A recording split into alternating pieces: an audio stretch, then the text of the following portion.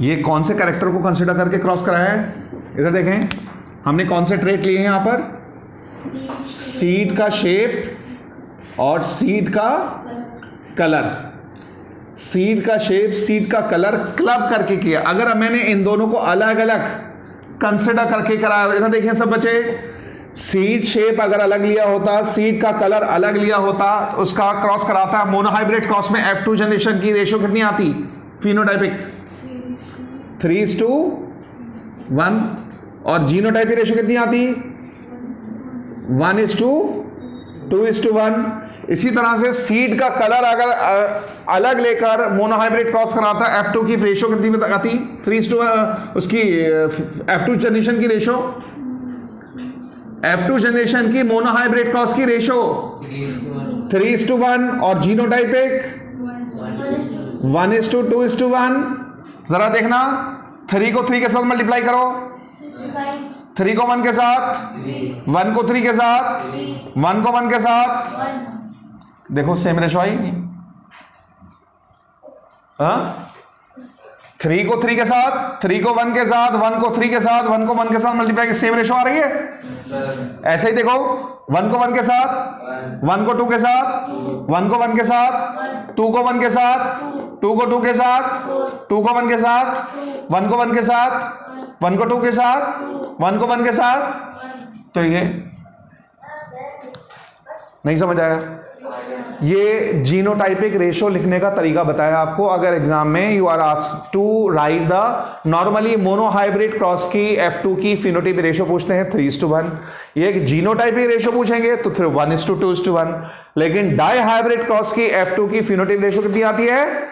9:3:1। Gene की definition क्या है? क्या कहा? Fragment of DNA which act as a unit of inherited. DNA का वो पार्ट, डीएनए का वो फ्रेगमेंट, डीएनए का वो पीस जो एक ट्रेट को ट्रांसफर करने के लिए रिस्पॉन्सिबल होता है, उसको क्या कहेंगे? जीन। दूसरा, एलील्स क्या होते हैं?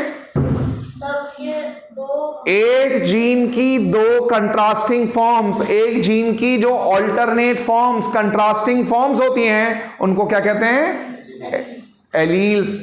नॉर्मली एक जीन की दो एलील्स होते हैं। अगर डोमिनेंस की डेफिनेशन पूछे एग्जाम में तो आपको लिखना है the biological phenomenon in which one contrasting form of a trait suppress और mask the other contrasting form of the same trait in the daughter generation. एक ऐसा बायोलॉजिकल प्रोसेस जिसमें एक कंट्रास्टिंग फॉर्म दूसरे कंट्रास्टिंग फॉर्म के expression को suppress कर देता है, आने वाली जनरेशन में उस फिनोमिना को डोमिनेंस कहते हैं। जो सप्रेस करता है उसको कहते हैं डोमिनेंट, जिसको सप्रेस करता है उसको कहते हैं रिसेसिव। ये लॉ था, कौन सा? Law of dominance.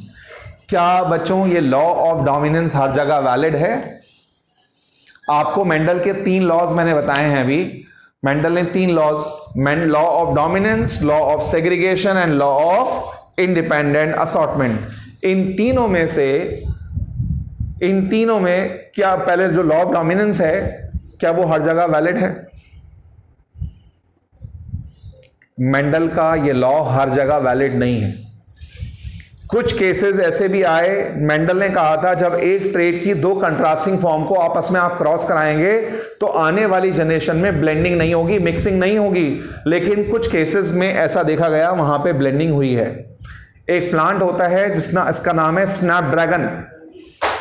एक प्लांट होता है, एक प्लांट है इवनिंग स्नैपड्रैगन, और एक प्लांट होता है मिराबिले जलापा, जिसको 4 o'clock प्लांट कहते हैं। उसके अंदर इधर देखें, जो प्लांट होते हैं उसके अंदर, एक प्लांट के अंदर लाल कलर के फूल होते हैं और एक में व्हाइट कलर के फ्लावर्स आते हैं। तो मेंडल के लॉ के मुताबिक, सब बच्चे ध्यान दो, उधर एक प्लांट है जिसके अंदर रेड कलर के फ्लावर्स आ रहे हैं, और एक प्लांट, और ज्यादातर प्लांट के अंदर लाल हैं, और बहुत कम प्लांट्स ऐसे हैं जिसमें व्हाइट कलर के फ्लावर्स आ रहे हैं। तो अगर आप इन दोनों को आपस में क्रॉस कराते हो तो आने वाली जनरेशन में जो पौधे आएंगे उनमें किस कलर के फूल आने चाहिए लॉ ऑफ डोमिनेंस के हिसाब से? रेड आने चाहिए, लेकिन इसमें पिंक कलर आते हैं, पिंक कलर के फ्लावर्स आते हैं, तो इसका मतलब मेंडल का लॉ यहां पर फेल हो गया। मेंडल का लॉ हर जगह वैलिड नहीं है, ये वाला लॉ ऑफ डोमिनेंस। मेंडल के 3 लॉज बताए हैं, law of dominance, law of segregation, law of independent assortment. Mendel का जो लॉ है, लॉ ऑफ सेग्रीगेशन, वो आज तक चैलेंज नहीं किया गया है। बाकी इसमें पहला लॉ जो मेंडल का लॉ ऑफ डोमिनेंस है और लॉ ऑफ इंडिपेंडेंट असॉर्ट में कुछ कॉन्ट्रडिक्शंस पाए गए हैं, लेकिन जो लॉ आज तक अनचैलेंज है, जिसको आज तक चैलेंज नहीं किया जा सका है, वो कौन सा है?